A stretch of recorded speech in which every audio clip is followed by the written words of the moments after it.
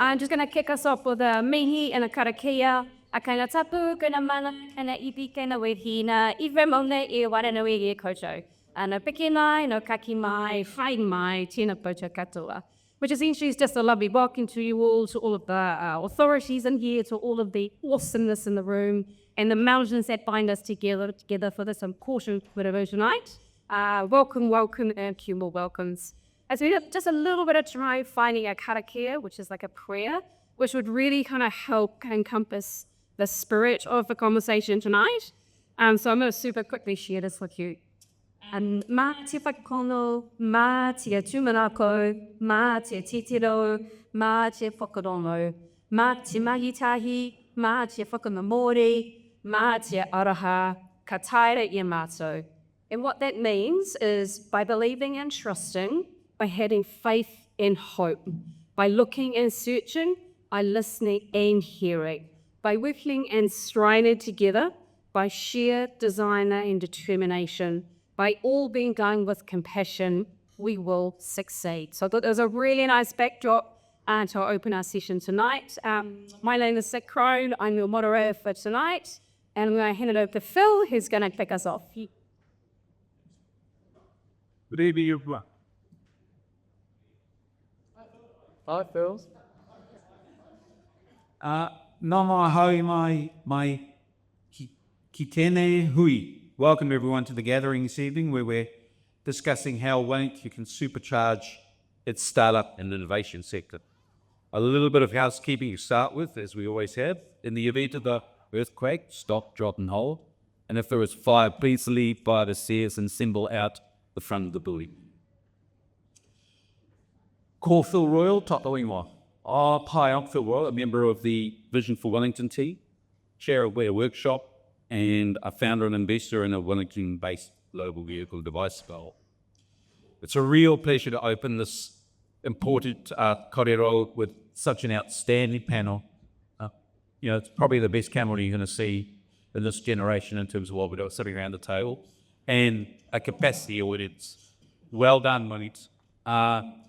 I would just like to take a night to set the scene for this evening, if I could.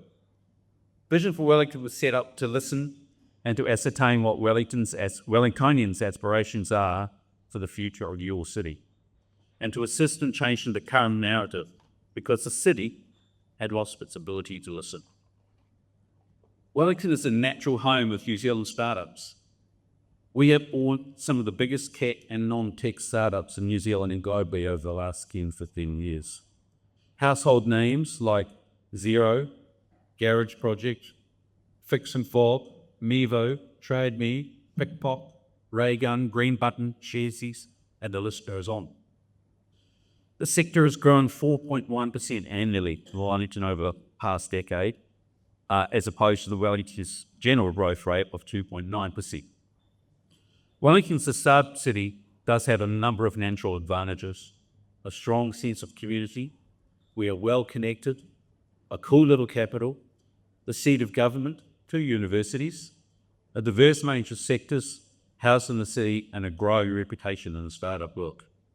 But belief and natural advantage aren't enough on their own. If we truly want to unlock Wellington's potential, we need more than just great ideas. We need the right ecosystem, smart investment, supportive policies, collaborative spaces, and a culture that celebrates taking risks and nerdy farts. We need our city behind us. I've had the real pleasure over the past couple of months getting to understand our tech startup sector in Wellington a little better. Organisations such as Creative HQ and Victoria University do great things and run amazing accelerator and startup programs, but on incredibly small budgets. We have to do better. Tonight is about understanding how we create the conditions to do better. Why it is critical that Wellington does better is as simple as this. The only way we can grow Wellington's economy and population in the future is through the startup, innovation and creative sectors. While important to our city, the public sector, universities and cafes are not going to grow our economy. and we are unlikely to see a shift back to Wellington with a large corporate headquarters. So, we in Wellington, more than any other city in New Zealand, have an imperative to grow our startup, innovation and creative sectors, or resign ourselves to the fact that we will have to only rely on the best cheese dons in the world to grow our economy. I would prefer to do both. Research our startup Blink rates rates Wellington as the 254th city globally for our startup ecosystem. Our challenge to the panel and the audience tonight is how do we create conditions in Wellington to be in the top 100 cities in the world. So with that, thank you for attending. Thank you to our panel members, and let's dive in. I would first just like to introduce Brooke Roberts, our moderator for the evening, who is the former CEO of Callaghan Innovation, former country head of Xero, a director of a number of New Zealand corporates, a staunch innovation champion, and an all-round good person. I'm excited. It's now time to get down to what we came for, supercharging the Wellington startup and innovation sector. Please give them a hand.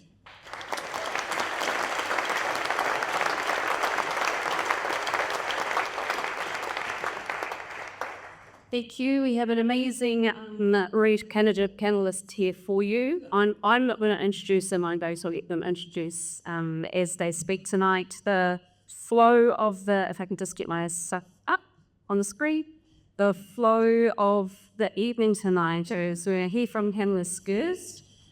It's a very large audience, so we're not going to be able to get around everyone, but what we do want to do is crowdsource from you. So if you grab your phones out, it's all good to be on your phones.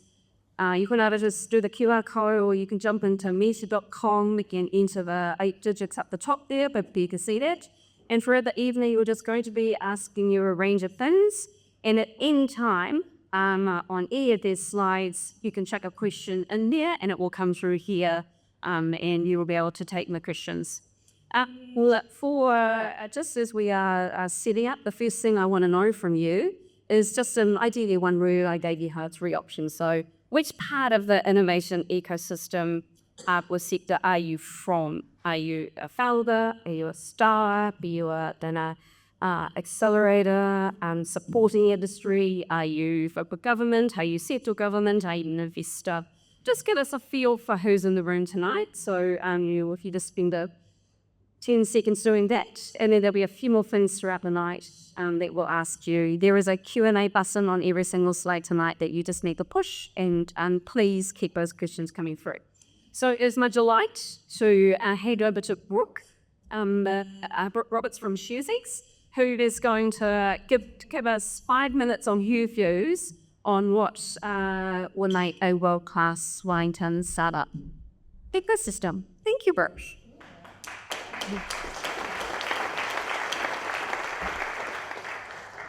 Kia ora tātou. Kia te mihi ki te mana whenua tini rohi e tini. Just want to acknowledge the mana whenua of wonderful lady get to be on here in Spanamia Tata.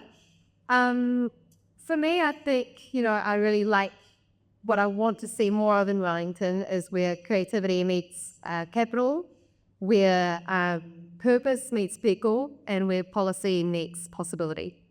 Skadi Manuia Tāne, give you a little bit of backstory, but what brought me here, creativity is really what brought me here. I remember coming here to Wellington and seeing the fashionable people in the streets, the music all in the streets too, buskers, and also being able to see Elon's exit San Fran. There's this whole bustle of creativity. I walked past Marion, pretty much Kia Marion Street, and they literally had people making things with sewing machines, when it literally was for fashion designers back then. That energy that was there then is why I decided to come here, so being, say, a Victoria rather than Otago, where all my friends decided to hit. And I obviously look at a boob university here in bounce straight away overseas. But opportunities just keep coming up here from working at companies like Kiwi Bank and real awesome growth opportunities, purpose-driven companies, Kiwi Bank, Xero.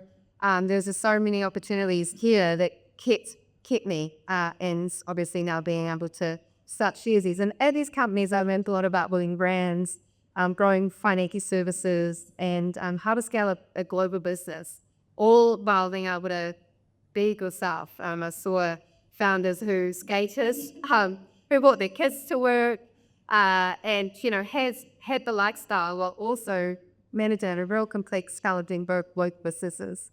And so I was at Creative HQ's FinTech Accelerator, and they gave me and my co-founders the faster move, I'd say the faster nudge to go full-time on Sharesies. And we were quickly backed by ex-employees of these companies, by this community, and by those who've been, parts of those early ventures and startup ecosystem, and for giving their capital, their connections, their support, and their time. And that's what an innovation ecosystem looks like. At Wellington, we have all the ingredients to be a global leader in it. We just need to make sure we've got the right metals when it comes to Viltsby. We need to keep backing our companies, both the ones we've got here now and the ones that are yet to be started. And that means making it easier to grow, scale, and share ownership, like literally through employee share schemes and investment support. The first shares I ever got was through being able to get employee shares at Xero, and a lot of the early people that backed us financially at Sharesies had exits from companies like Xero, Tradebee, and the likes. Because we found as employees do well, they make these into new companies, into mentoring, and into the next wave.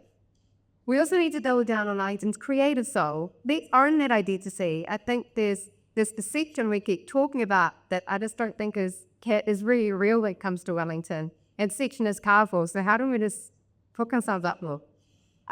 We already have the best design, architecture, music schools in the country. We're a global leader right here in our own backyard. There's some investment spaces and platforms that art creativity grow. Recently I went deep into Renaissance art history, and I know I'm background in art history all, so bear with me when he does. But a story I could really kind of struck a chord, and it was when Florence in Italy was surrounded by powerful rivals, France, and they commissioned young Michelangelo, and I just thought a set of David. And not to see David, the David against the Goliaths. And that was a symbol of what they were trying to symbolize what they felt Florence was at that time, when they felt that Florence hadn't got its identity. But Florence, it was small, straightly brave, and full of belief. And Michelangelo didn't carve from a pristine marble. He used a block that is discarded, flawed, and pretty hard to target with. When he created, what he created became a symbol of Florence, defiance, creativity, and pride. And that's what I think about when I think about Wellington. We're not trying to create the Silicon Valley South. We're carving our own David, using what we've got, shaping a new global symbol for what creativity and city of innovation, balance, and creativity can be. So now we're at the stage on, here on that stage of balancing young family and business growth. On top of that, what I love about Wellington is being able to run around the waterfront and the hills, being able to surf at dawn and then go to investor meetings. And that kind of balance is quite rare, and Wellington makes it possible. Let's invest more to grow in our companies and attract new fellows to stay. It's so for eating to live well here, to go purposefully, to raise families that we choose, and to raise capital all in the same place. You're not going to hear me beg Wellington. Okay, we do better, of course, but let's not try to go back to what it was. Let's go what's possible, a global standard for what an innovation city can be, where creativity meets capital, where service meets people, and where policy meets accessibility. Kia ora.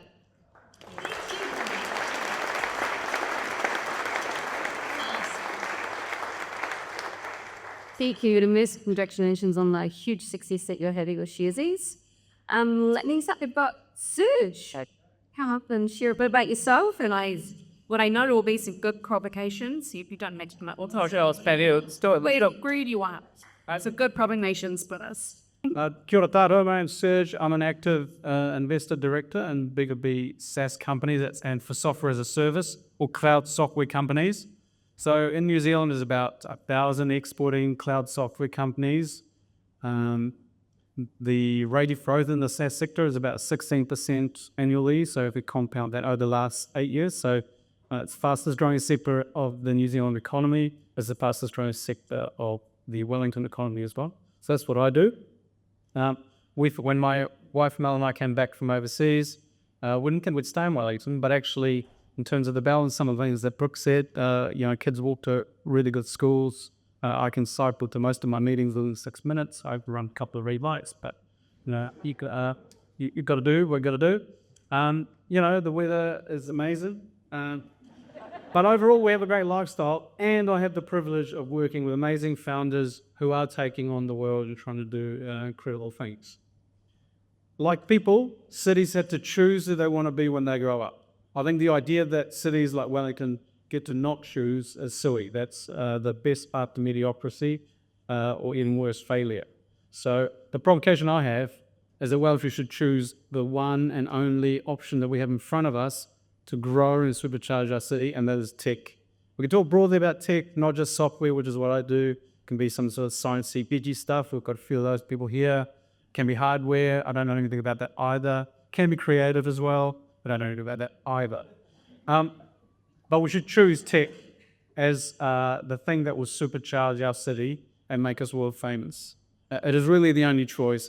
I had talked to politicians and citizens who think that big government might come back some point in the future. I think that's very unlikely. I think we know for certain that corporates aren't coming back. We clearly don't have natural resources. Very unlikely that Rod's going to fix something up and find some gold or plutonium or some other thing, right? And so we should just choose tech, and that's my core provocation. In terms of what needs to happen for tech to supercharge our future, and it already is to some extent. We've got a couple of amazing case studies sitting next to me. I put into 3 buckets. First one is talent. We should recruit people from overseas when they're talented. We should make migrating here really, really easy. We should accelerate our programs in the universities and schools to make tech a legitimate option. Where's Aaron? Is Aaron over here? He ran a startup weekend for high schoolers over the weekend. So they have 48 hours to build a business. And one of the high school teams came up with an idea of optimizing the routes for rubbish. I don't exactly know, hour and a half, make it up. For how to optimize rubbish routes to essentially do rubbish collection more efficiently. And so these are high school peoples, right?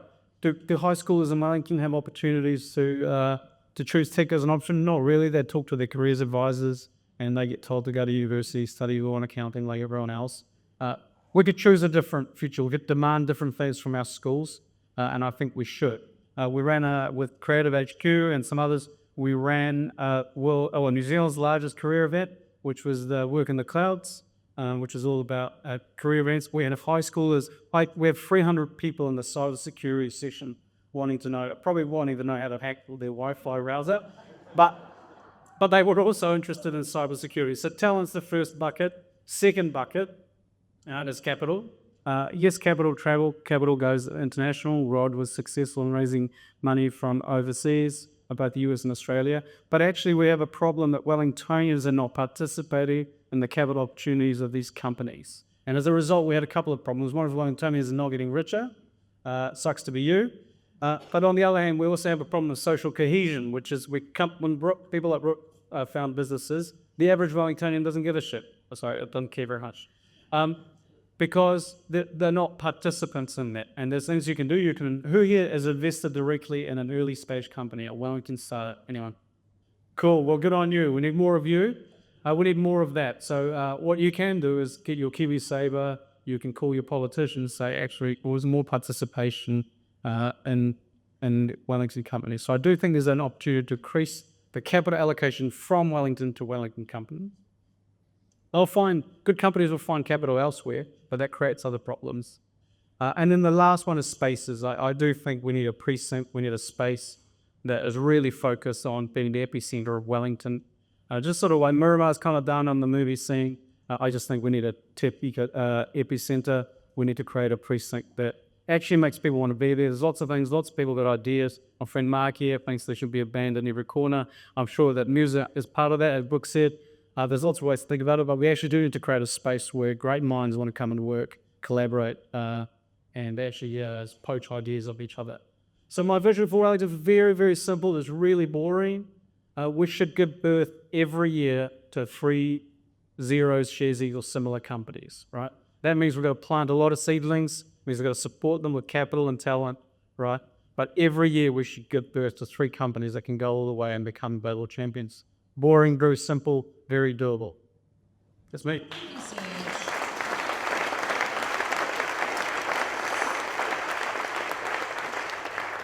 And speaking of education and universities, we have Stephen down the end here, so New Zealand and Wellington. We go to university. Not if it was only 10 years ago, was that long ago.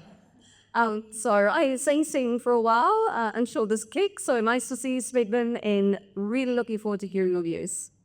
Kia ora, te koutou katoa. I work at the university, so I'm drawn to the lectern. Drawn to the lectern. Was it up to? And also, I can take in notes, because I told it was going to be a test.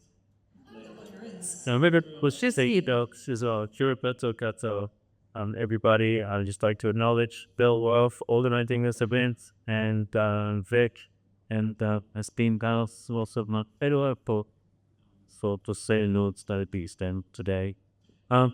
Unlike some of our starry panel members, you may not know who I am. I'm Professor of Innovation in Entrepreneurship at Aotearoa, Victoria University of Wellington. I work with my wonderful colleague Jesse Gurry to support student entrepreneurs at a space called the Young Innovation Space, which has been going for a few years. There's a slide going around, I don't know whether you people can bring it up, of the Atom and some pictures of our student entrepreneurs that we support. And also, I've had the good fortune for the last few months support the amazing Dasha Trooper, who sat down there in promoting Aotearoa, Wellington Tech Hub. And, there's a lot of things that maybe aren't going right with this city, but one of the basic things, I think, is the collaboration between VicUni, Wellington City Council, Create HQ, Wellington NZ to create Aotearoa Tech Hub. It's the only university, the only business school in New Zealand that has actual growing businesses inside it. And if we could get up the slide of Aotearoa Tech Hub, do take a photo of that, support these businesses, support that initiative. Okay, well, we did the run through, we did a little bit of talk, and Serge's provocation was going to be, let's not talk about collaboration. Sick of hearing about collaboration, he said. It kind of threw me off a little bit because my provocation was going to be we should collaborate. But then Jesus Christ, this is the problem when working with Serge. You never know what he's going to say. Well, anyway, I'm going to promote collaboration. But after hearing what Serge had to say, not here, but before, where he said what he thought he was going to say. So I thought about a collaboration story. A few years ago, we had a visit to the uni from an amazing woman called D.T. Ogilvie. Yeah, the initial D.T. Ogilvie. D.T. created the Center for Urban Entrepreneurship and Economic Development at Rutgers University in the United States. Now, Rutgers is in Newark. If you've ever been to Newark, it's actually been in the news a little bit late because of the airport there. But if you've been to Newark or you know Newark, you'll understand why D.T.'s center was called the Center for Urban Entrepreneurship. It is very urban. And D.T. spent a couple of weeks with us here in Wellington. And she said to me towards the end of the stay, she said, this city is amazing. If Newark was like Wellington, we could do anything. It's so easy. If you look at the various elements that are here, all you need is collaboration. You just need to connect things up, and it's going to happen. It's blown away, D.T. said. And so then she said, why don't you collaborate? Why is collaboration not happening? And I sort of started to think about what the answer to that question was. And D.T. answered it for me. She said, I get it. It's what we call the iron law of emulation. It's the reason why all plumbers have leaky taps. I hadn't heard of this before, and I asked D.T. to go into it. And if there are any plumbers here, this is D.T.'s story. This is not my story. I'm pretty sure that most plumbers don't have leaky taps, or maybe they do. But anyway, D.T. said the iron law of emulation is that you can see what needs to be done, but you can fix it easily. You say, I'll get to it later. I'll fix it when I'm not so busy. And I think sometimes what happens in the city is we could see how easily we could do it, so we think, we'll do it later. If you're in Newark, it may not be a lease. You need to do it now. And I think what I really encourage people to do is to take the sense of urgency that I feel around the city and to really think not just about saying collaboration, because I think Serge is right, joking about collaboration, it gets us nowhere. but actually do collaboration. Actually get involved. And then, notice that Brooke has talked about we need to back local companies. Serge has spoke about how we participate in the development of local companies. I would really urge, and on behalf of myself and Jesse and Dasha and the team that we work with down in Hnry and the Kupatia campus, which is the sort of Aotearoa Innovation and Entrepreneurship Precinct, coming soon. What we really encourage people to do is to go online and find out about the companies that are entailed. Think about backing, thinking about investing, and thinking about just following their journey. If you think student entrepreneurship is important, if you think that we, like me, that we have the world's most amazing high school entrepreneurship program in this country, Volpara Enterprise, but then what happens when people go to university? I remember Brooke once telling me that the thing that she wished she did at university was she wished she kept up the hustle from young entrepreneurs. And I think, you could say, well, maybe it doesn't matter if it was out of you made Sharesies. But I really think that if we had more investment and more programming and more support for student entrepreneurs, we might not just have got one Sharesies. We could have 3 or 4 over the last 10 years. So if you believe that student entrepreneurship is important, just Google the ASO, Victoria University, Wellington. Look at the student companies that are there. Drop in on Bunny Street. Talk to Artie, the amazing Aotearoa's Butler, who's our entrepreneur resident, former student. And actually think about how you can support these young entrepreneurs and grow that pipeline. Hit me up on LinkedIn or email me if you've got an idea, you want to provide mentorship between us, or even better, money, so we can build this programming and send some of these students away to the amazing entrepreneurship competitions that exist around the world. We say our students are the best, but we have no proof because we don't send them on these amazing opportunities. Do come and talk to me. Do message me or Jesse Gurley or anyone at Hnry. I think in fairness, Hnry hasn't been the most receptive university to provide e-health to people from the community coming in, but I think we're fixing that now. And I think, at the Tech Awards on Friday night, it was interesting to me how many people thanked the University of Auckland, or thanked the Centre for Innovation and Entrepreneurship at the University of Auckland for the support that they did. What don't we have? The University of Auckland had got a set up at Centre for Innovation and Entrepreneurship. They had local government support like we do. They had university support like we do, but they also had private and corporate investors investing in student entrepreneurship. So that's my proposition. If you believe it's important, be a mentor, come support, but also think about maybe what you could do to sort of scatter those many seeds that Serge talked about. That's my provocation. Give us money. And look, go.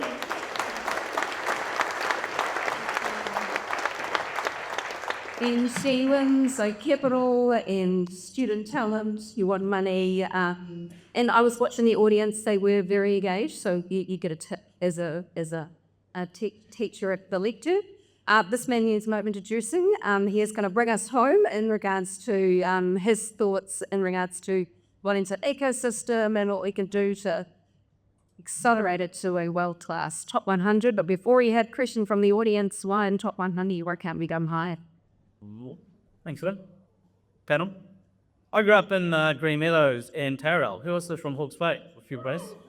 And I'd actually had the first 4 years we lived in Seaton Heights Road. And then Dad was a electrician and we went to Hawke's Bay, which was a big road right with big sky.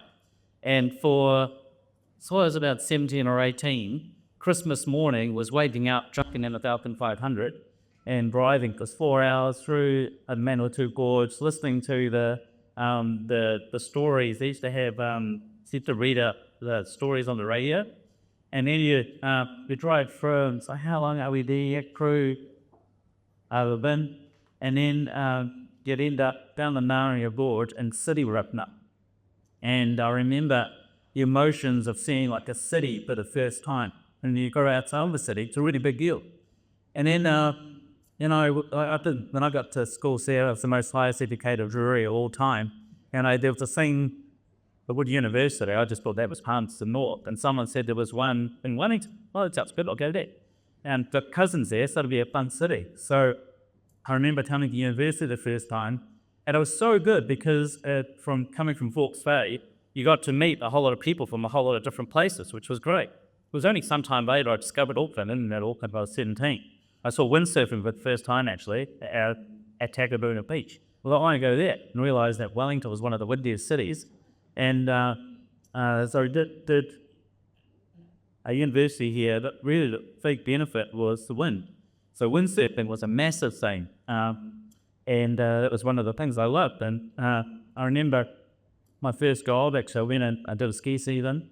Never seen the snow before. I caught a snowboard from Prague at the boardroom or board store, whatever it was. It was in a skateboarding magazine. Snowboarding was just coming out. Hitchhiked down, and then I thought, okay, try to get a snowboard, which backed up to work. When I worked in Auckland for a year, you end up spending all your time driving. And then I did my year of audit, all out the young, moved down to Wellington, and I was so lucky because we had this group of people who are a bit older than me who were experts in information engineering.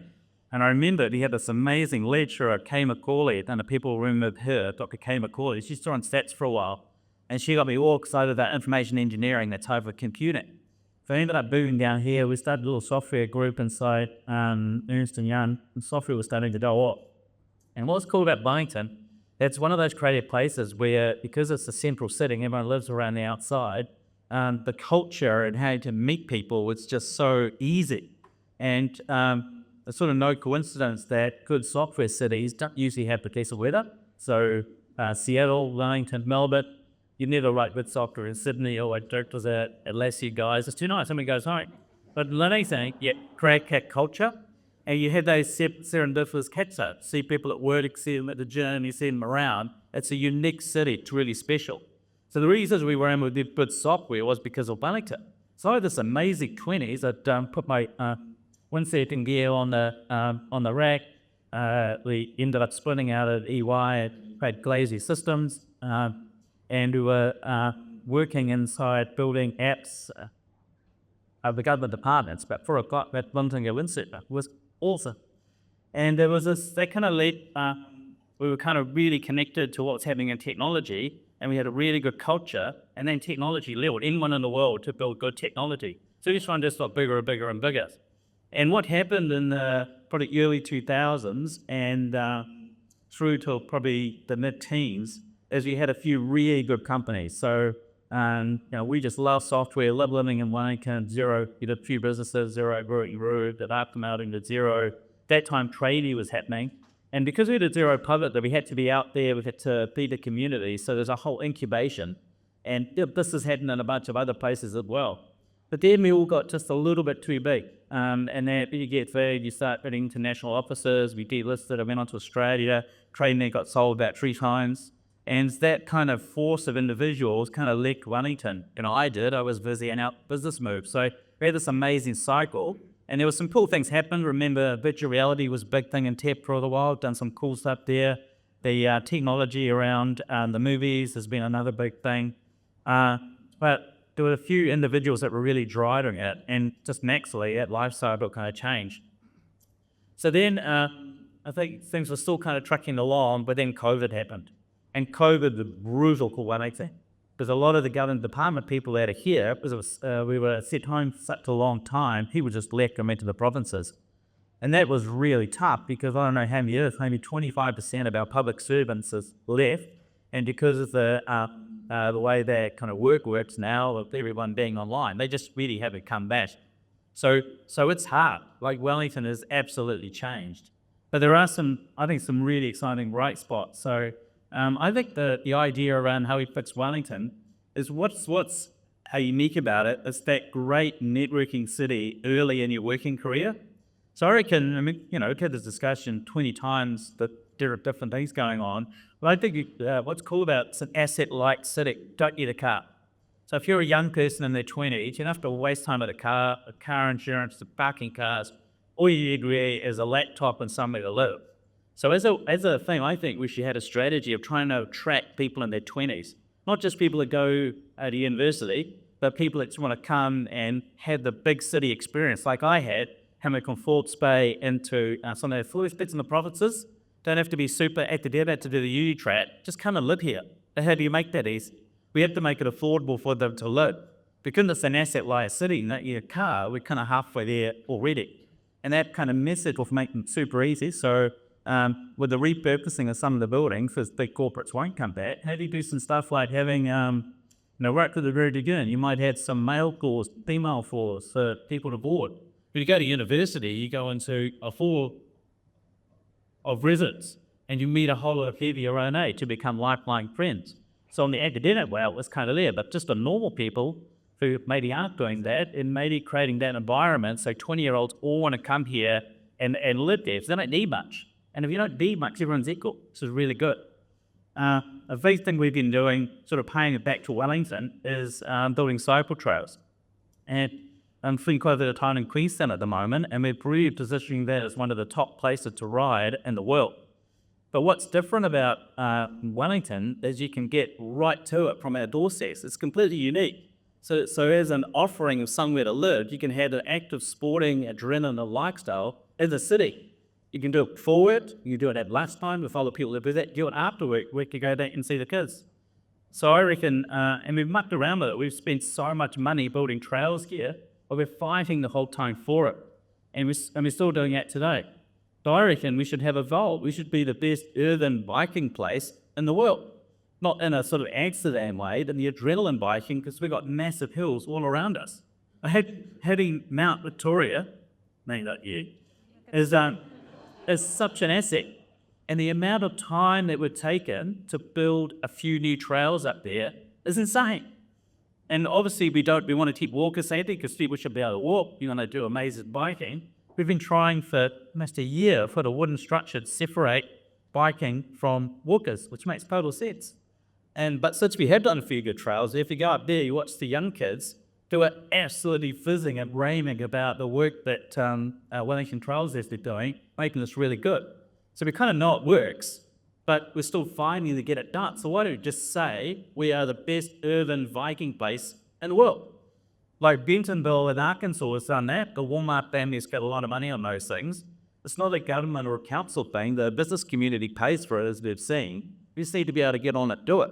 And what that means is if we decide it's a strategy, we know that you don't have to go and get each trail approved because we've got professional people that have done it. We should just have 5 years of building trail. Tenakuri Hill is an example. You don't think I'm allowed to talk about building trail up there because some walkers had upset it. That could be a beautiful riding place for that whole side of town. Easy thing to do. Does anyone here not like the soapways? Get out of your fucking car. It's just so funny. You see people who are angry at sideways, or like how I live, I've got like 3 electric scooters up at home. I can be at any meeting in 6 or 7 minutes. Now you've got this freeway to fire down and do it. It's so much fun. No bad weather, just bad clothing.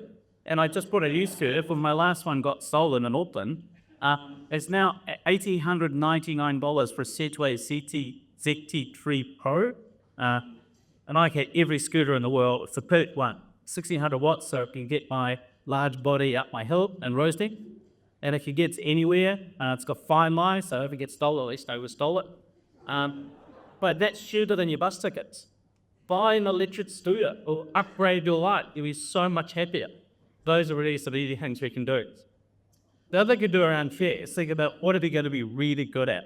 And because we're a government town, and one of the things the government's really been trying to deliver, we should be the best GovTech town in the world. And we did a lot of stuff to that 2 years ago. Remember, we got single business number, we had online GSC, pushed that one pretty hard. So what we're working on at the moment with Hugh Collins and Brian Roach, PSA, is getting digital identity sorted. And, it's embarrassing that you come here if you don't have all that stuff. We should be the first in the world to be able to have digital driver's license and those things. So if we can get digital identity sorted, that creates a platform where we'll see all sorts of innovation that's happening down here. So we're spending a lot of time kishing at the moment to win digital identity, get digital driver's licenses. We can do the 4C thing. That's pretty easy to tap in. Over 16 years, no. We should be really proud about doing that, and then people will fly in from overseas to see how we get it so fast. We're finally in people. We're a small city. So those are things that we should absolutely win. I think that's a really good opportunity for us. And I think the other really interesting opportunity is because public transport actually works in Wellington. A really bigger idea to talk about for a few years is we should absolutely be the test lab for autonomous transport. Because we actually use buses and the topology of Wellington really works. We've already got a second toll through Mount Drury, the bus lane. We've looked at technologies like drone moss, which is small 5 or 6 person electric bus paths. There's a lot of stuff going on with Waymo. And I think if we can, there's a lot of things you can't do in the States that we could do really safely in Wellington, so open ourselves up to the test lab for some of this global technology to really good.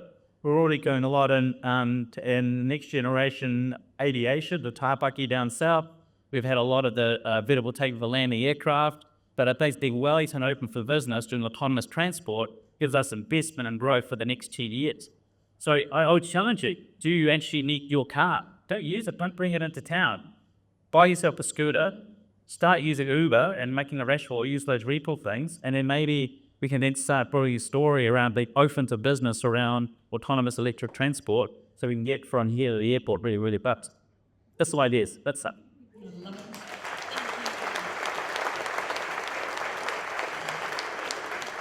Excellent. Amazing contributions from the panel and 20 submissions already coming through from all of you. So what I'm going to do is just kind of put some sort of structure around it. So we'll kick off with more of a generic kind of question to the panel. If you look at kind of startup genome and amazing startup cities around the world, Wellington, around 400 startups is in phase 1 early activation phase, and clearly we want to go up a couple of levels of maturity. The question is, how do we do that? So there's a couple of prongs or angles to this question. Is it a matter of accelerating significantly the number of startups? So how do we go from 400 to 1,000 startups through the next, 5 years?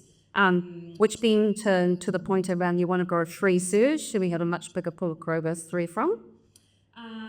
Is it taking the high-performing startups, the ones that are going to make it to them 3, and really tripling down them? Or is it actually picking some industries to go after? New Zealand's big on egg, food, and fintech, thank you too, and a few other things. You've got some rockets and space and some cyber. So that's my question as an overarching start, is what is the way that we attack the ability to really accelerate the growth in this? Is it volume? Is it targeted focus areas? Or is it supporting the real talent and doubling down?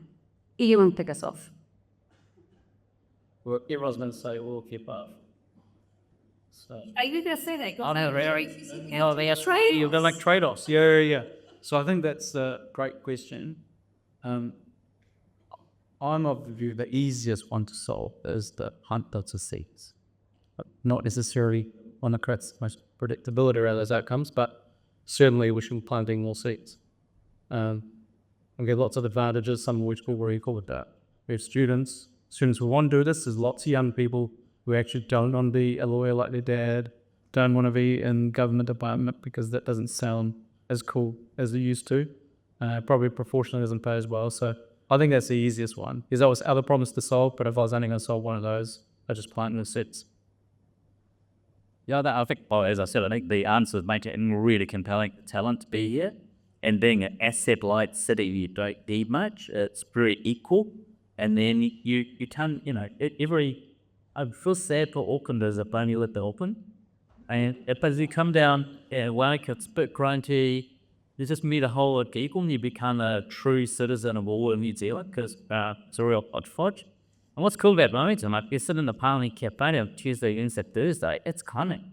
It's in the middle of government and the restaurants on a Tuesday, Wednesday, Thursday, you kind of knows how to hack it and where all the interested politicians are. It's a base of influence. So I think the big thing is make you compelling for people in their 20s to come here. And then also end of life, you see all the restaurants, they're full on a Tuesday, the Thursday during the week. They're full of people in their 50s and 60s because the kids have left and it's a fun urban environment. So get Patawa here, really pitch. But, all New Zealanders come there 2 years in Wellington because it's super fun and you'll build your New Zealand network. How do you make it compelling to a young person? It's easy to say it's super fun, what I've been told. Lots of those are fun. Yeah, or else it's the music, really good music. That's not having to need a car. You know, you don't need the money. You can get out of mum and dad's house and actually live here. It's making it safe for people. So I like the idea of, you know, to really young people, what's their first house from the provinces? That people that aren't going to university, they're in a nice safe boarding environment by your boy fours, girl fours. They might have mixed floors, they'd get the next set of flats. Make it really easy with people to come here. So then once you've got talent, you can do anything. People talking and interacting. That's the fun thing, like everyone's in the city. If you're in other big cities, everyone goes home, yeah, lovely boy. But people, that's why we do great softwareness, so people stay in town. People are in the web to have work on Saturday, Sunday, because you get a social thing, you get out uppers.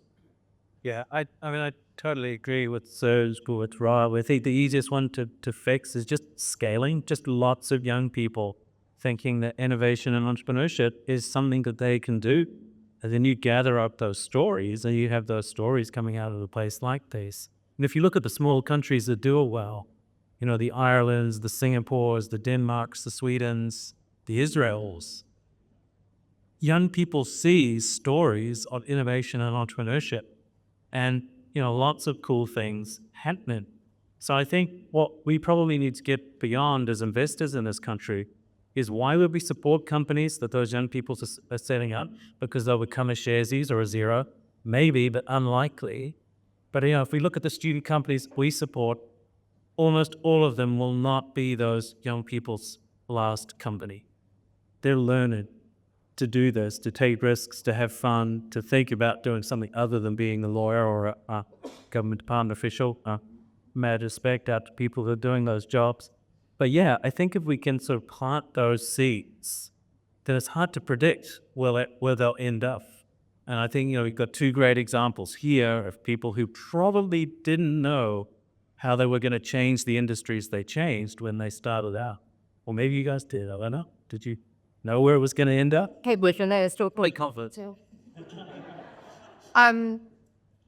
I get to spend a little bit of time up at the university, and I've noticed in particular this year there's way more students on campus, and I'm sure you've probably noticed that too, right? So it feels like there's that vibrancy back, which is cool, needs to grow.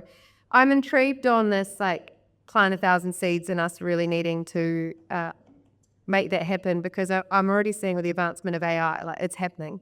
I was talking to somebody who's a shareholder in Lovable, and they're saying what they're seeing is a proliferation of, like, you know, RIM prototyping of potential, you know, companies. Do you want to explain what Lovable is? Oh, yeah, so pretty much that. I guess, like, it's an AI tool that enables you to rapidly prototype anything, really. And it's getting, but, you know, other Gemini and others will just be able to do that soon too. But what they're seeing is the average age of the founding companies that they're starting to invest in is coming down, and they're all AI native, and, you know, people are using ChatGPT now for search rather than Google, and that's growing significantly. So I think that I hope that there'll be the proliferation of, like, having this information, being able to vibe code, like, create it really quickly. So how do we create those spaces like you're talking about, where that creativity can come together, where people can have these ideas, they flesh it up, there's a business the next day, how does it get capital? And I do think there's that chasm that Rod talked about, is that when companies, you know, we had to go overseas to raise capital pretty much, obviously Xero did too, and it would be great that we could, like, grow in the ecosystem from share ownership to what you're talking about in terms of making sure people are investing early to get those access to those 10x or hopefully 1,000x opportunities to then feed back into the ecosystem and get bigger chunks of capital here at Wellington.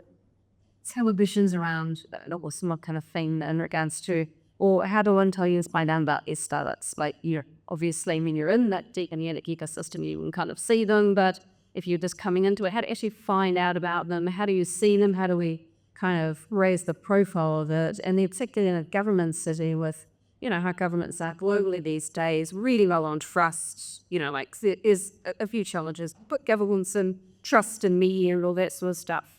How does that then interplay with a culture in the city and the tall poppy syndrome that we had in New Zealand? So how do you take Wellington's sector, put it on a steroids in terms of visibility for innovation, and then, or is protected a little bit, shielded a little bit from the tall poppy syndrome? I mean, I know you've had some interesting experiences on that front, and potentially that the culture of the city could bring them down further than they need to. just because it's government, and not because of the government, but because of how governments are seen by the public. I think one of the interesting things about the tall poppy syndrome is I don't know that it's a thing for young people anymore. And I think it's sometimes what we use here as an excuse as to why things don't happen. I have a friend from overseas who said, oh my God, New Zealanders must be the only people who can claim they're the most humble people in the world without realizing the irony of that statement, you know? Kind of it's like saying, oh, I'm the most humble person in the world that I did go on about, or, you know. I just don't think we should worry about tall poppy syndrome, about humility. I think there are young people, as Brooke says, who are out there doing it.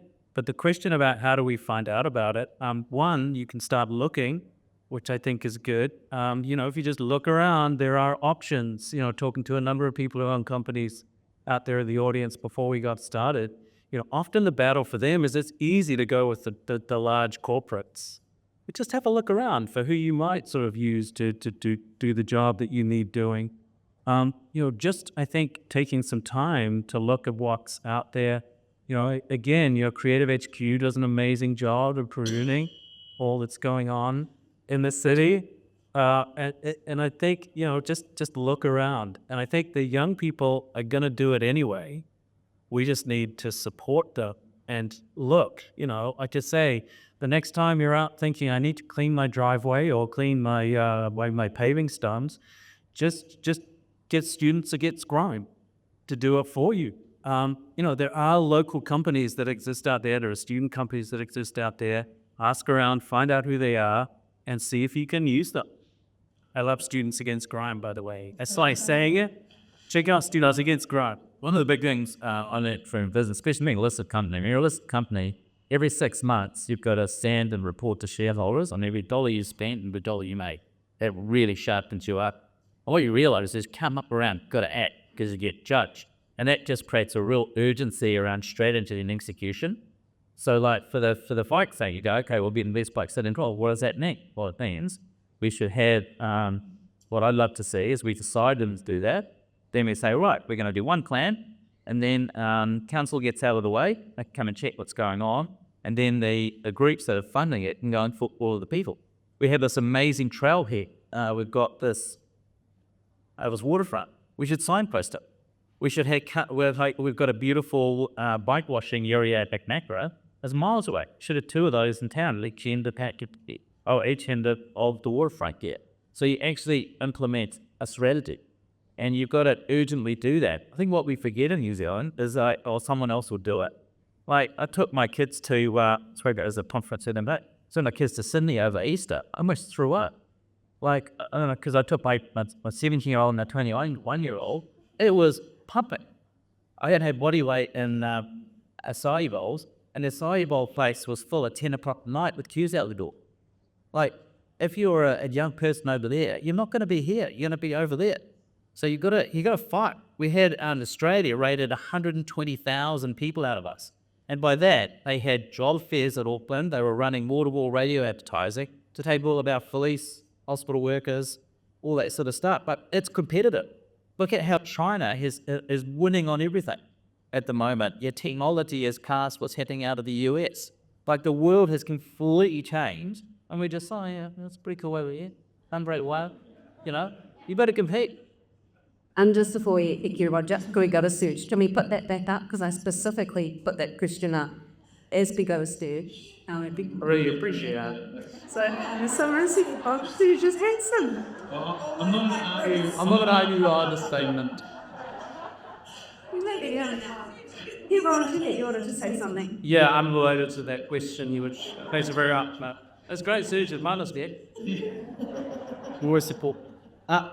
Look, I think in response to your question, we choose our heroes, right? I can decide whether Kim Kardashian is the person I want to follow and see what she's up to every day, or somebody slightly more interesting.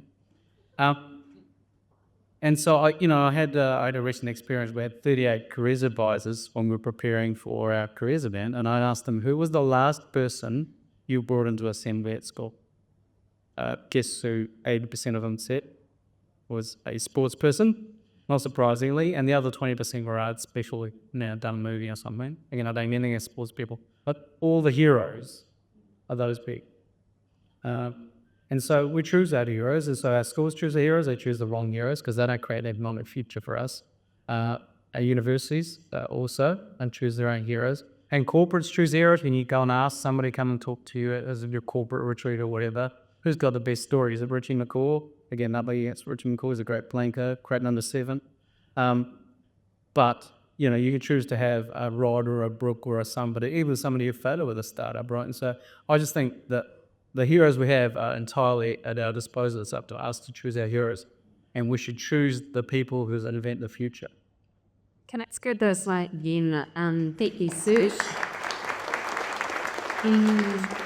It's first some ideas from you on this issue to what are the biggest talent pain points besides in Wellington, and while you're kind of taking some ideas for us into what you're experiencing out there, a couple of other thoughts. How hard is it to get talent? Where are the talent shortages? How much of a good job is Stephen doing providing us with the right types of people? And we also had a question in here around, there's a lot of focus on young people, but what about if I'm in my 40s or 50s and I want to start something up? You know, what's your thinking there? Well, I mean, if you get the 20s, that's your workforce. And then I think entrepreneurs buying, okay, here's talent here and ideas are here. I think kind of like, 20s are for building your skills and building your friends and that sort of stuff, working out what you're doing. Your 30s, you build that base foundation. I think your 30s are for getting a bit of senior, getting some experience, you're moving up the ranks, you're building your network out, if you're being seen as that some capability. In your 40s, you started getting into that senior leadership place. And then at your 50s, hopefully you're to a point where you're investing and helping those sort of things. And what I love about it's all fun. I started Xero at 40. It was 19 years ago. At 40. And that's after a little thing. So that it's never too late to do stuff. I'm starting a whole lot of startups now. Anyway, I'll hand over. But all of it's fun. But you don't be in a hurry. You hear about the stories of people smack it out of the park in 20s. Have the experience at 20. You do it really well there. You're probably the right place at the right time. There's some really great people around you. A much more a repeatable thing is, pick your 20s to do your 20s. 30s to your 30s. 50s are awesome. I'm going to more fun now than anywhere else. Probably like 10 kilos lighter than I was 40 racing around to Xero on things or whatnot. So that's fun. A whole lot of big stuff. I remember running around with you doing some presentations to like Deloitte, Cynthia, have you seen all of that? And you was kind of what we came out of, and it was just like, it was a 10-year hard slog that looked like an overlay success story. Yeah, I think we underestimate that. Other thoughts on, are there talent shortages in Wellington? What type of talent are they short of? And really what someone's answers to do a good job. So I know there's not stuff, not blame Stephen specifically. But no, I mean, startups is a contact sport, as I'm sure my colleagues here on my right will tell you. And I don't think schools and universities in particular are preparing our kids well to do that. And there's things we can do. Again, I mentioned the startup weekend for high schoolers, right? You can put a whole lot of high schoolers. I was involved as a judge of startup weekend 2 months ago. And a 14-year-old I was sent into our period, I came up with an idea for a TikTok-based app for job applications for your first job, basically hospitality, etc. 72 hours later, had built the app and had 3 customers signed up, right? So that's possible. Clearly the raw talent is there, but that's not being demanded of them as a retained part of the educational model, either at high school or universities. Again, that's totally fixable, because in my view, the raw talent is there, but they're just not prepared for that in the way they need to. If we can start the future, which way it looks. Yeah, totally. Everyone's looking at me now, and no one's saying that I haven't done a good job, but I also note that no one's saying that I have done a good job either. So maybe I'll take that as a draw. But I think, that example that Serge talked of, and a big shout out to Startup Wellington, no matter what age you are, I think I saw Tereska LaBianca and Justin Duchesne. Yeah, Startup Weekend Wellington is back after 3 or 4 or 5 years since COVID. We haven't run startup weekends, but Tereska and her team are putting them together. It doesn't matter what age you are. And I think, companies don't exist in silos of age groups. The best things happen when you put the young ones together with the older ones. And you're right, that guy was 14 years old, but I think there were some older people as well. And maybe that was what gave that individual the confidence. And so I think this idea that you do this in your 20s and this in your 30s, that's true. But also I think the magic happens when you have older ones helping younger ones, you have younger ones helping older ones. I mean, I think you're absolutely right. Out of the high schools is coming amazing talent in this country. And then somehow we kind of take our foot off the gas when they get to uni, or maybe they don't come to uni, as Rod says. Doesn't matter whether they do or they don't. But there's something there that, if you look at those other small countries who are doing it really well, there's a belief that the heroes are not just sports people and they're not just academics, but they're people starting companies, failing, starting companies and succeeding. Whether you're young or old, this is exciting stuff. And I think once you get the bug, whether it's through a startup weekend or coming to uni or coming to a great place where you meet some friends and have an idea, like Wellington City, that's what we need to nurture. Because very few entrepreneurs, once they've done it once, don't do it again. I think there's a magic there. Aotearoa questions on what's check and so then do that. Sorry, can you go? No, good. Quickly. On the talent shortage side, I had noticed that this wax and wane of being able to attract really high quality engineers, and at the moment, it seems really easy to be able to attract really high quality engineers at the moment. And I think what I've started to notice as a reason is when there was a bit more of a work from home push, or then developers can work remote, they're working remote for overseas companies, earning heaps.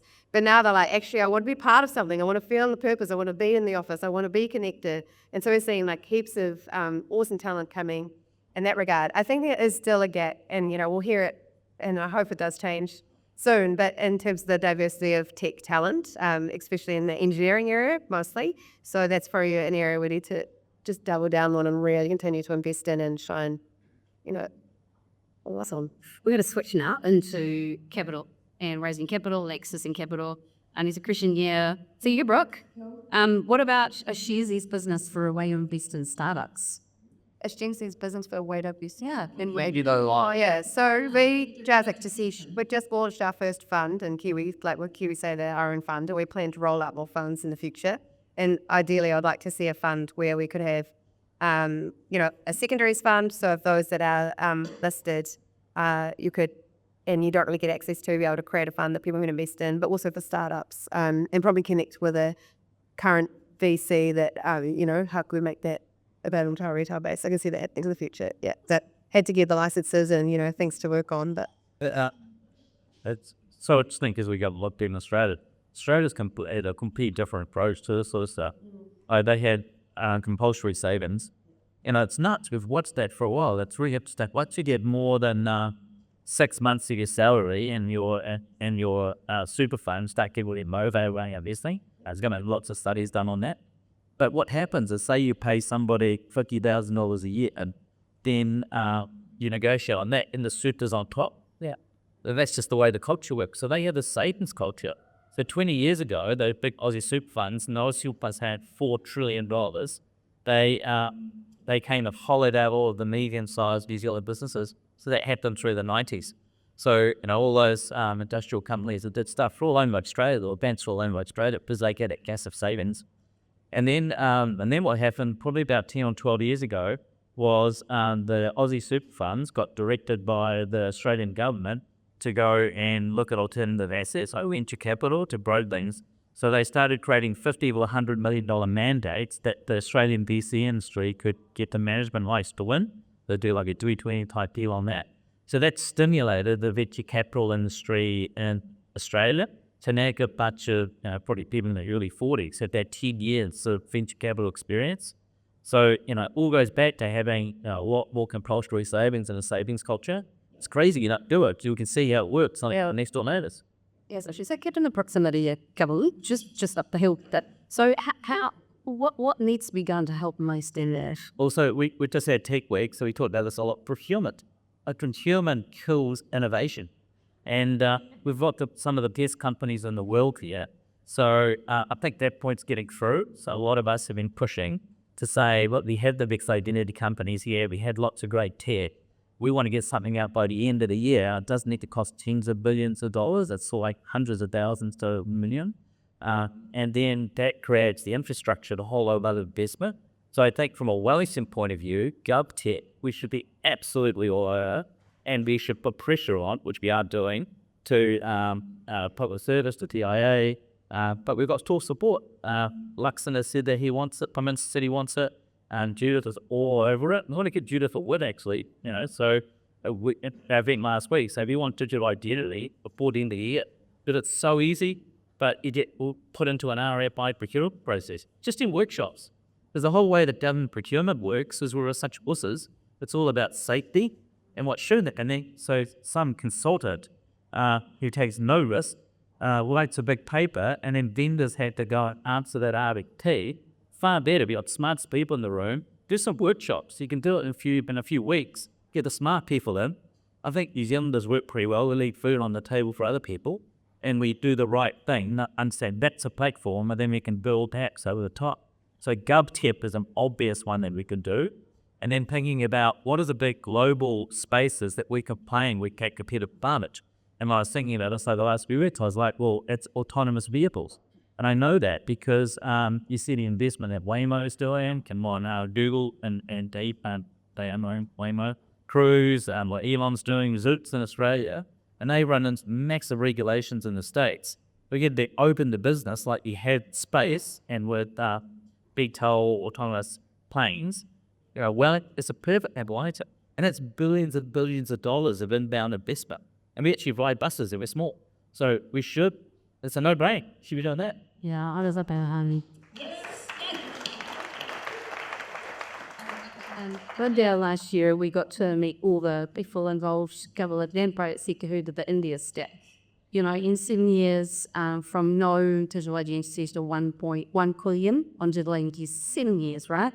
They're 60% of global economic growth in the next decade. In digital identity, there's big thing that gets unlocked up payments. Like 60% of payments is Walmart and Google, so completely different payments. Went from 20 to 80% had in a bank account in 5 years. That takes 35 years for a developing country to do that. And then mobile, they go from 30% broadband penetration to 80-90. So on every single front, and they make this solution available for everyone. They said to the world, have it. And guess who's putting their ears up?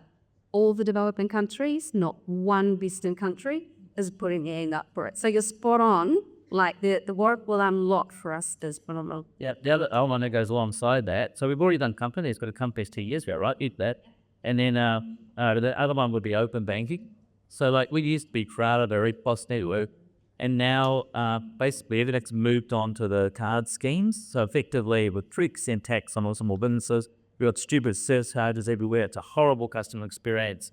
And we used to be the best in the world at it. We used to come and look at our EPOS network.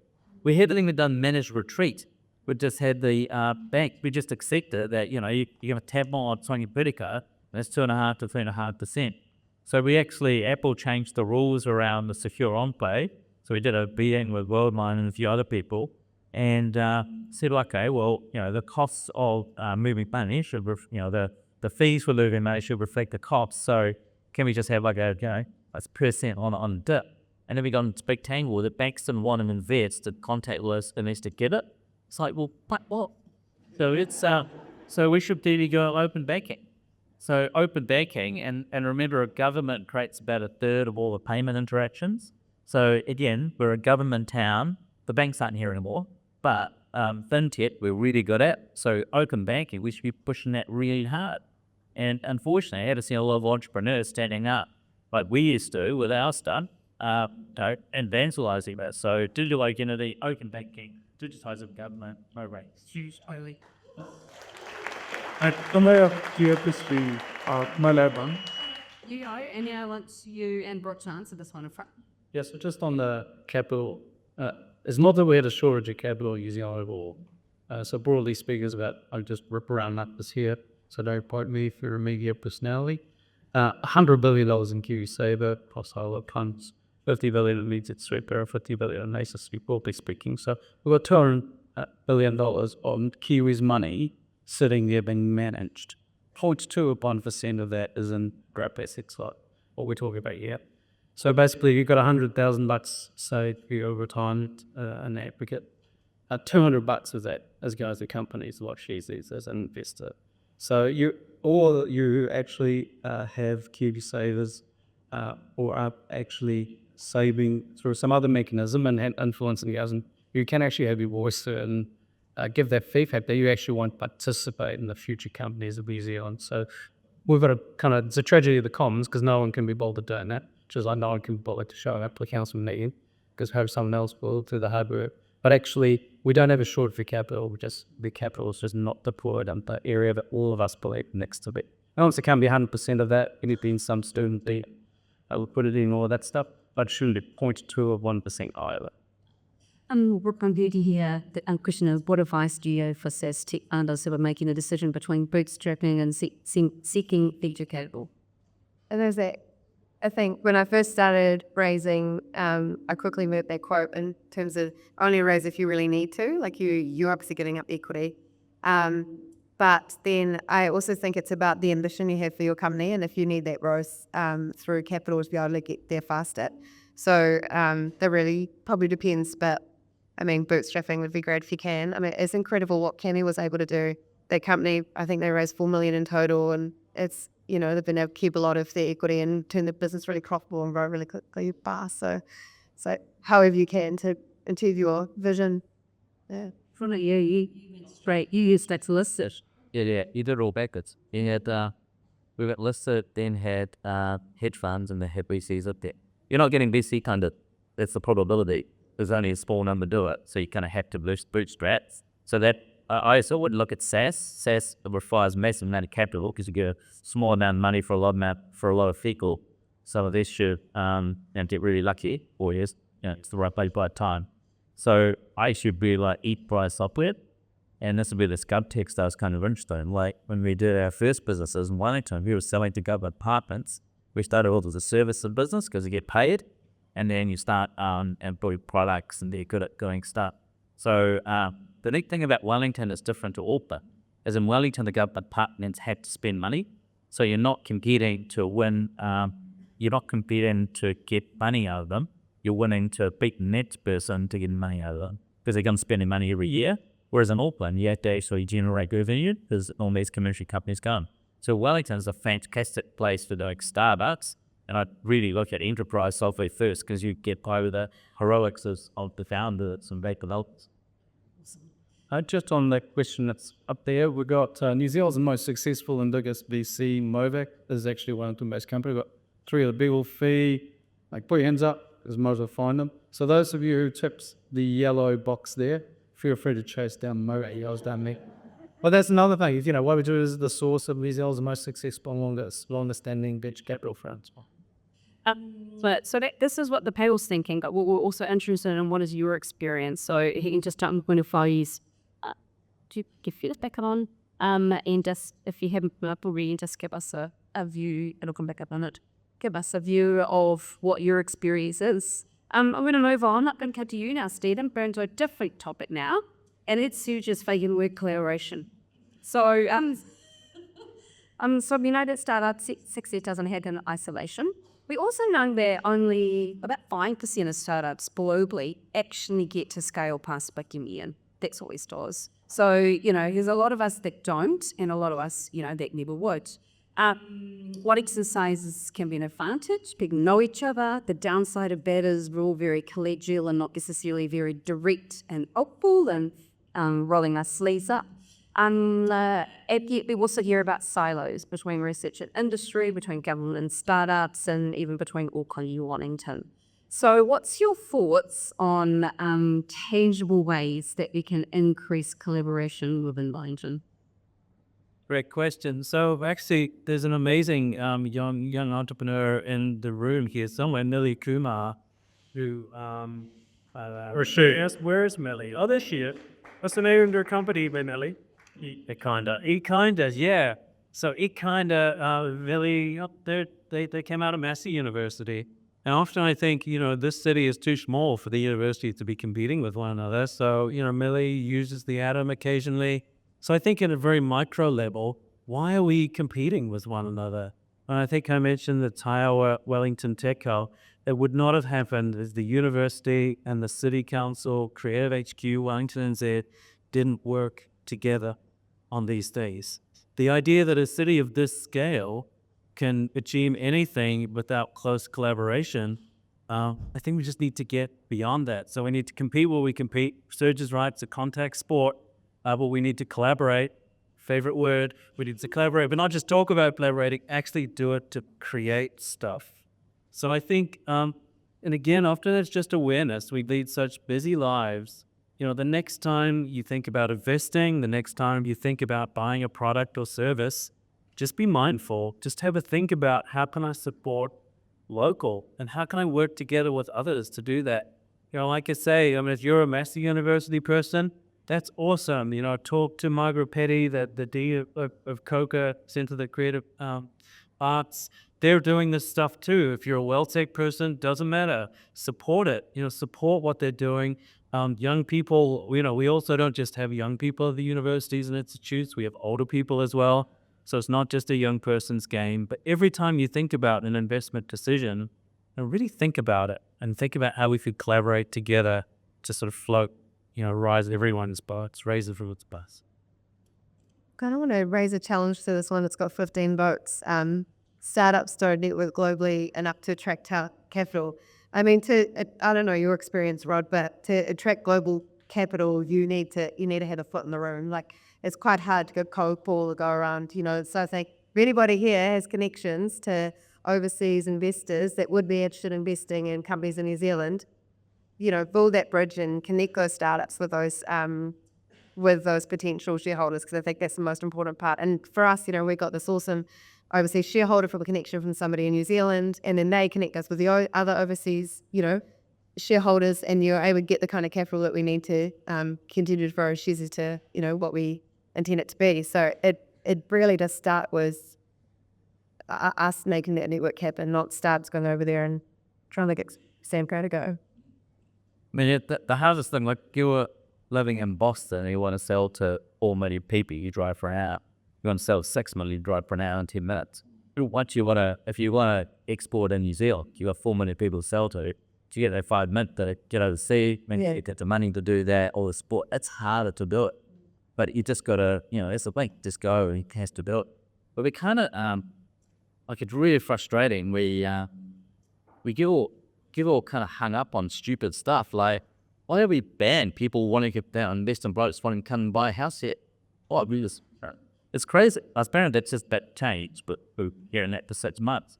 But at a time when, you know, America's turning in Australia, no one knows what's going on there, and we're not allowing people to come here wanting their money that are not allowed to live here. So I think we negotiated at the election that it would only be for houses over certain money, and then you paying them tax, and everyone went, oh yeah, it sounds okay. So we went principle, we just need partly, so that's good. But it's crazy they're holding some of the riders keep on the world, and the world's toxic. But they don't want to come and live there. And you know, I was involved with Get a Deal with came and invested in Xero. And we were just happy he knew where New Zealand was and had been here for a lot. Turned out he was politically very, very weird, but isn't it? That's what we get. He was excited, and I copped to get a passport, and I was like, Prime Minister, we get 10-pack passports. Well, just pack dicks. Yeah, we don't compete to win. So apparently it's going to change. Talk to Winston. But we had to pull back on the people that come into New Zealand, don't hardly use roads, don't use hospitals, don't use schools, pay GST on everything to the great wealth tax, because, you know, don't pay. You're doing anything spending money, you spend a lot of money on all that sort of stuff. And then, so these people come in and they're usually really polite, they want to get to know people, and they want to connect you back to the networks. So big part of Xero was we were connecting with international people here, and they've had us for Ray connections. We've got to use all those connections. Awesome. Just a shout out to Brooke HQ. They offer up to 10 free one-to-one coaching sessions for anyone starting or thinking about studying business. So pop onto the website, you have a look. Thank you, Creative HQ. Get there. There's a question here. There's 58 questions in here. So I can't exactly find it on my fingertips, but I did read it. There is one here around Interco's accelerators in Wellington. Are they doing a good job, or can they be doing better in your experience, Boogers? Do the on them. I've been through one. Look, I think it was great because it gave us a place to start and a place to go to kick off Sharesies. And I think, there's been Hnry and other companies that have come out of it. And what's awesome, I think, is that you get to be in some ways, like the epicenter of the support network around to get pro bono legal advice and finance. And then they end up, really supporting Sharesies beyond. So I think that's really cool to be at a place where kind of capital and connections can meet. We did do this 8 years ago, and we were the naughty kids at class, constantly not following what they wanted us. They had a schedule of, and it felt like at that time it was like the outcome is you blurred something. It was like, no, we're creating a company. We don't get it just blurred and have key takeaways. It was like really we had a different timeline in our minds, and so that made us a bit naughty. But I also think it's changed a lot since then, and I've seen other companies had awesome time going through those accelerators. So I think it's important there's a place where the spark can happen, and you can start even have all that support for the first 3 months. So I think it is. This expression is reward and Sue. And we talked about it. And you talked about it before that me an ambitious national vision. For example, making New Zealand country of opportunities for renewable energy, for example. So if you could set kind of walk one, how important is it that we have a national vision that we're aligning this sort of activity around? Or is it relevant? Yeah, I think vision hides a multitude of sins. If you don't have a vision, everyone's fights. You know where you go. So I was doing a lot of work around structural separation of electricity and saying, and it's crazy out here, but they could get us the lowest cost renewable energy in the world. So, and you can leverage that and do some cool stuff. And I think for Wellington, there's a few things to be talked about. I would love this to be the best urban biking city in New Zealand or the world. So you can actually have a cool career and during the day have high excitement. And I also think that, we could be the city that does autonomous transport, like something that we should do best in the globe. And so we're seeing all the R&D that's happened around the world, how we get some of that, R&D money here and just open ourselves up as a test lab for that. There's kind of all they don't be saying moments trying that is you have the best real fine T networks, all that connectivity, and that'd be the best place to 20 on. Every 20-year-old should come and spend 2 years in New Zealand. Every 20-year-old come and spend 2 years in Malaysia. So I 100% agree with that. I think a couple of things. One is we wouldn't tolerate it from a company, or a founder not to have vision, spirit and knowledge coming. And we probably wouldn't tolerate very much from an employer. So I think it's kind of crazy to think that a nation or a city with significant budgets, enormous resources shouldn't have one. And I had no idea how politics has descended into that. And I think we're suffering from, to be honest. Part of it is sort of compromised politics, media, all that stuff. But I think we're actually probably everyone in the room, even if we don't agree politically, we're just all waiting for someone to stand up and say, we're going to be the city that does biking the best. And that's it. And it gives us a reason to cheer it on. An easy way to evaluate whether you're on the right path, etc. Yeah, I think it's absolutely missing from our political debate. And if we're talking about being wealthier, having our kids have more opportunities, it's absolutely necessary. So I think it's ridiculous that both at a city level and at a national level, we don't get any vision being spelled out in any way that makes sense. Do you think it gets to happen at a city level rather than a community? I mean, like you talked about Māori Viking, there's this awesome female surf community that comes together. There's all these, how come people can create their own visions around Wellington and make sure that happens, and how do we make sure that they can get connected to the capital and the resources they need, and it pulls those people together? But does it have to be a city? Aside from structure stuff, obviously. So obviously not mutually exclusive. So, if Rod and I take over as co-mayors and stay, we're going to be the city with the best biking opportunities, strapline, trademark. That doesn't mean that you and your surf friends can't get together, Oh, no, I'm just saying, there's a vision you'll have as mountain bikers, but, how do you... Kids do that here. Oh. I mean, there's obviously more biking. No, it's just something, it's self-defining. It gives you something concrete that differentiates you. It allows that you have a premium in the fight for ideas. It makes people proud. What are you proud of? I'm proud that we're quite good at this and mediocre at that, and sometimes we talk about that as opposed to, whatever the things. It doesn't have to be mountain biking. It could be stirping. It could be we have more startups per capita. It could be, we are amazing at origami. No one fixes us together. It doesn't really matter. It's just something to get behind. And then again, it gives a criterion upon which you can judge your leadership, which at the moment we don't have. And then it just leads to shift fights, which is more direct to formula. Yeah, it's just picking things that we can be the best at. So, for example, we got some amazing rebuild. I mean, we've been 2 or 3 years trying to get a commuter trail that have been built. Basically, that you could take your kids for a 1 hour ride off the road through all of that Brendels, for all the money you spend on everything else, right? And our cooks would donate that as well. And just to get that wellness, health, all that sort of stuff, we're a pretty green city, and we've got this really dirty skits and stuff right through our rebuild. And this should be an easy goal a bit to do it. That's sorry, you're bad, get done.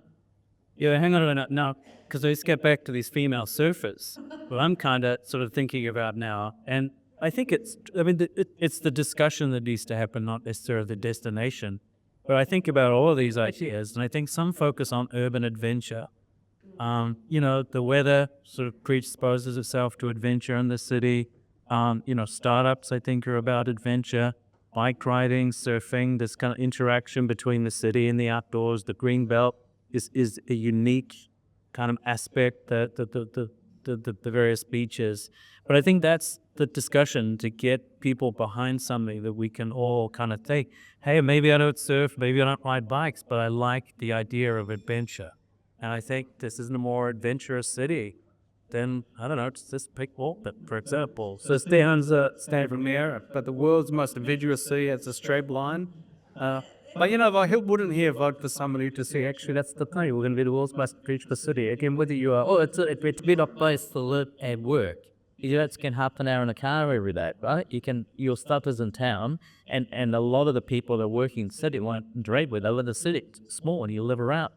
So that being able to have easy access to recreation every day, you cannot get out there in downtown Auckland. So that really leads nicely to the forward bridge, which is kind of the last part. So we're kind of starting to wrap up now. Hence, we're achieving the king of what you think are the most important ideas that we need to pursue. Well, what does good council leadership actually look like? Well, I think until you elect a mayor with a vision, and the issue is everyone has to vote. You should have compulsory vote or a bit straight up. And if you don't vote, you don't get catch. They will be tattoo people that don't vote. Will do that, yeah. And you can say, hey, come on here, Richard, let's vote.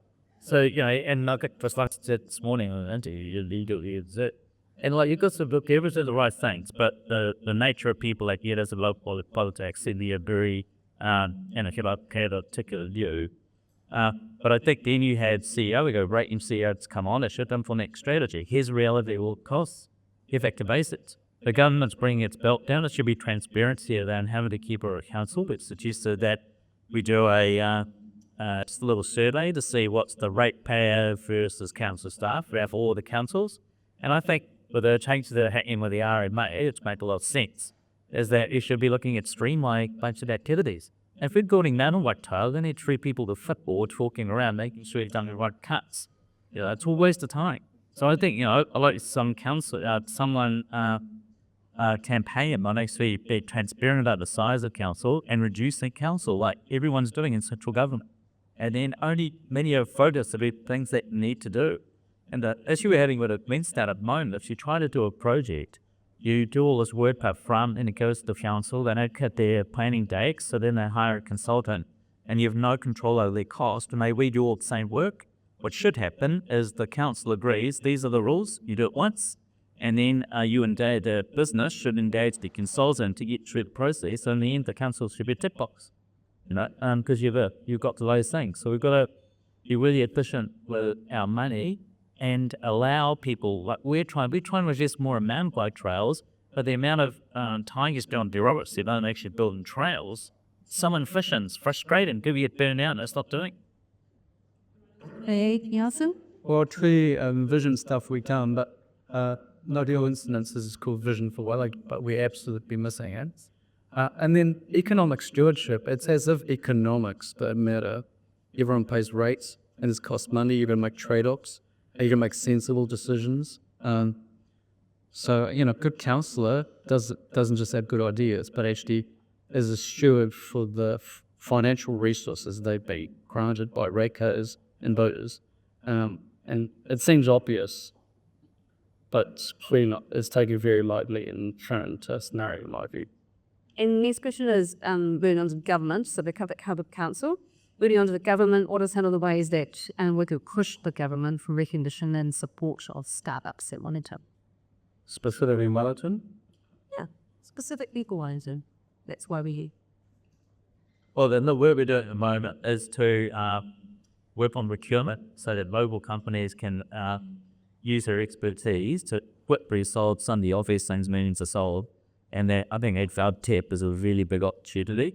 And I think, it's an open door, but it's just, make them accountable, but change the procurement processes because it kills local companies. That's the one thing they can do. Yep, I'm going to hold you. First advance. Well, let me just come back to Serge's point about you choose your own heroes. And I must admit that, that the latest budget, governor's last budget, if you looked at the sort of things that they were celebrating, this idea that you could buy a ute or a tractor and get 20%, tax back from buying that ute or tractor. That doesn't seem to line up with Rod's vision for what we do here in Wellington. Not so many utes and tractors and farming enterprises here. But I think, a vision for growth that is tech-oriented.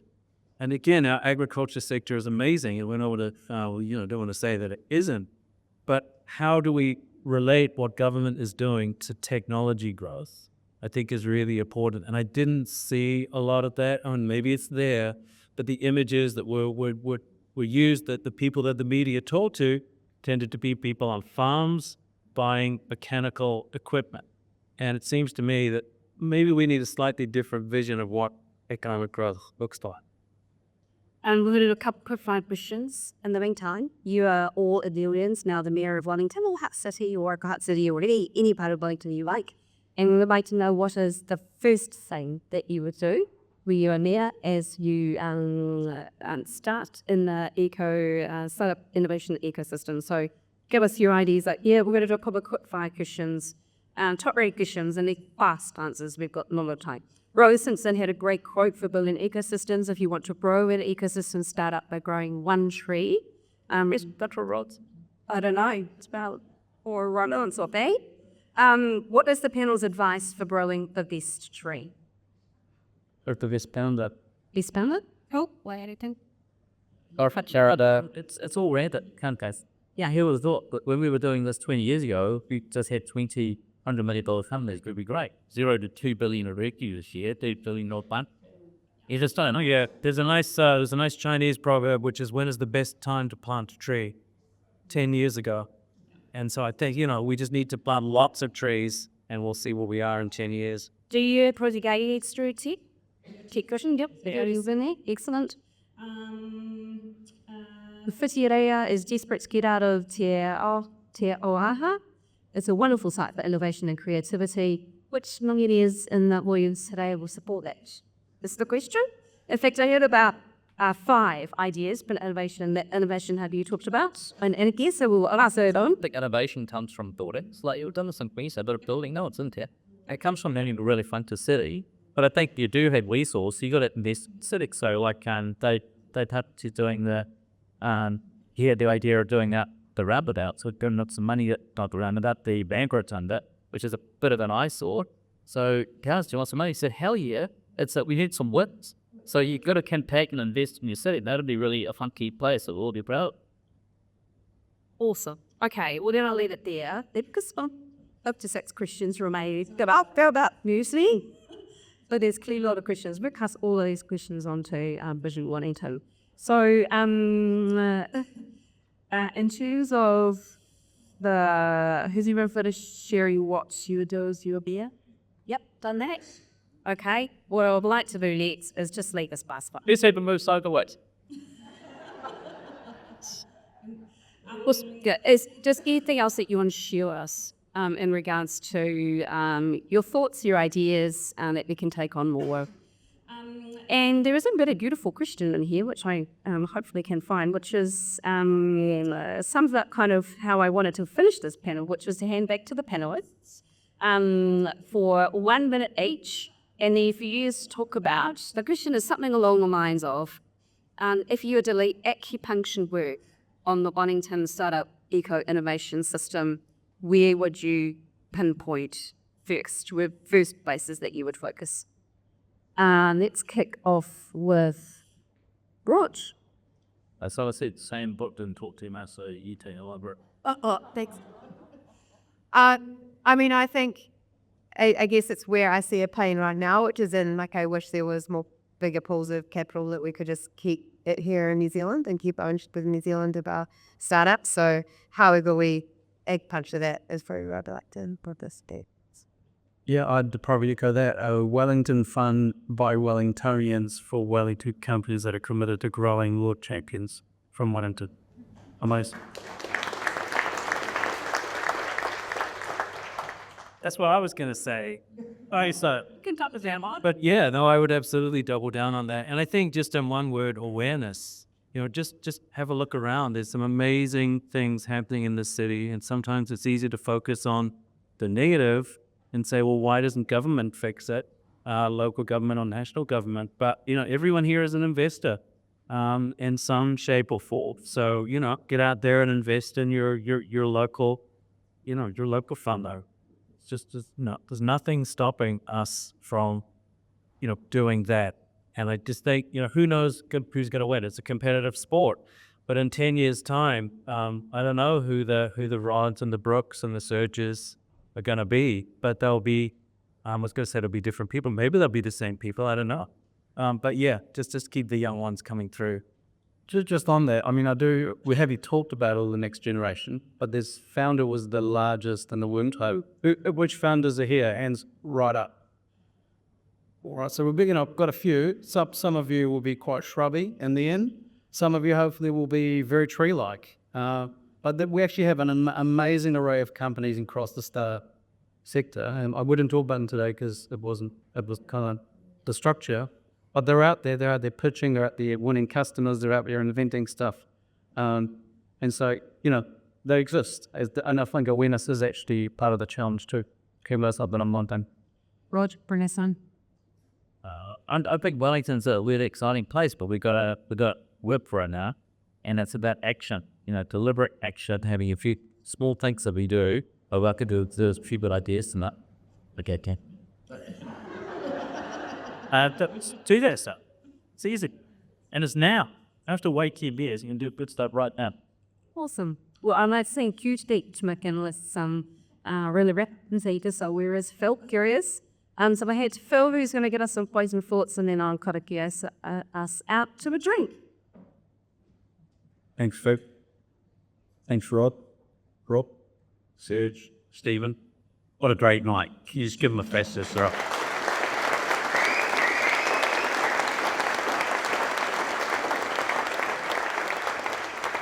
Well done, guys. I'm not even going to try and sum up because I think in terms of what you brought forward, planting the seeds, the collaboration, do it now. I never, when our kids were growing up, they used to get sick of me saying, do it now. But, if we're ever going to do it, if we're ever going to change the city, it's now. And I think we've had some great ideas. I'm conscious I'm going to get you out of here by 7:30, but I really appreciate an amazing audience. Thanks for turning up. This is, a culmination of a lot of work that we've put together. There's 2 more panels coming up, one on council finances. I think we'll be the victor now for that. And there's another one around infrastructure in the city. So, if you can make time to come along, I can't promise it'll be as good as this, but again, thanks, guys. One more clap before we leave, and the answer's